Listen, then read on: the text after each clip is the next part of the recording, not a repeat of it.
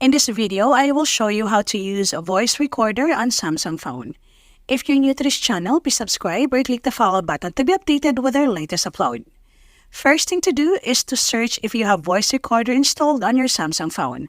If you don't have one, follow these steps to get started. Go to Galaxy Store, then search for voice recorder.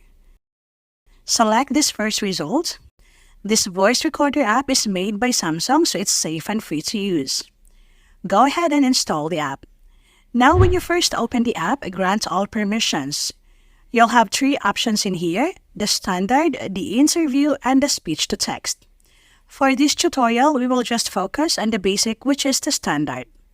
Now press this record button to start voice recording.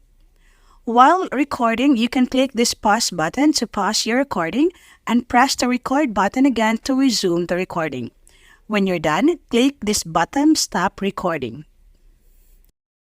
If you love our videos, we would like to share that all our videos are edited using the KineMaster app.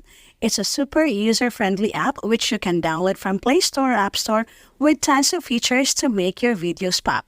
You can also watch the YouTube channel, which I will put the link in the description. For more how-to tutorials, please subscribe or click other videos to keep on watching.